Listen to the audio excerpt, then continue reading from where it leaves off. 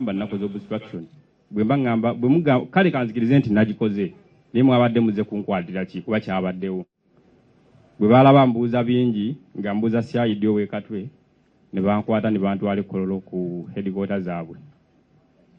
bantwalayo ng'ennaku z'omwezi 14 sawa nga 8 ez'ekiro ogwokuna sawa nga 8 ogw'ekiro ne bajja ne bannona awo embooko neevuga tebakubuulira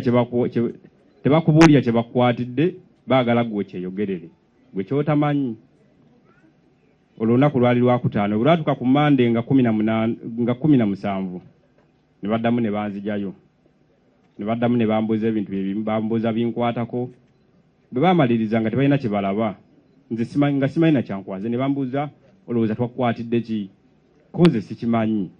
ne baŋŋamba kale kati gwe tolina makulu katugira tukutereka nga bwe tunoonyereza bwe tunaazuula nga tolina buzibu tujja kukuta nabeerawo ennaku 14 ng'ennaku z'omwezi 28 ne bankwata ne bansindika ekireka n'embeera eyo okumala ennaku 11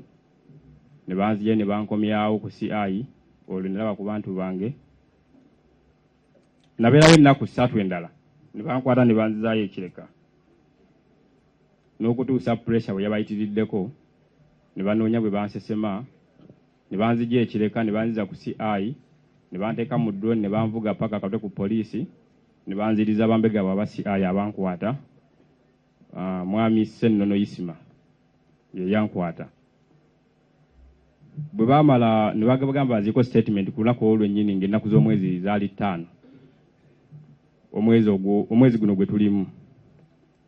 ogwe bampa nambuuza bakwatira ki ne mugamba simanyi naye okuddako emabega we baali bakanzije ekireko omulundi ogwasooka nga wayisewo ennaku 3 Kololo bankolako statement ne baginzijako omusajja yali aginzijako yabuuza CI yabuuza CID owe Kololo ono tumujjako statement naye yakola kikubanga nze nga sikimanyi namugamba that one was suspected to be terrorist nga beegamba bukanze tebaŋŋamba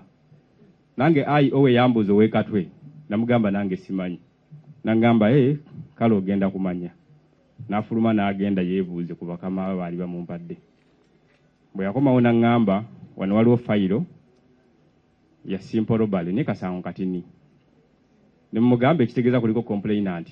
naŋŋamba wali ojja mulaba olwo tuli ku lunaku lwa Mande ng'ennaku z'omwezi 5 ne mugamba kale fayiro eriwa ondage wendi indicated naŋŋamba fayiro weri naye mulimu and others kati simanyi nze nfuuka ntya others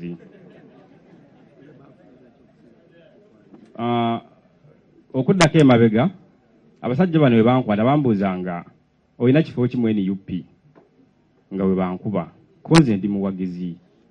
naŋŋamba mwagala kujjako muzeeyi mwe mwamuteekako gwe mwagala osuuza omugaati ne baŋŋamba kati katukulage nti ffe tufuga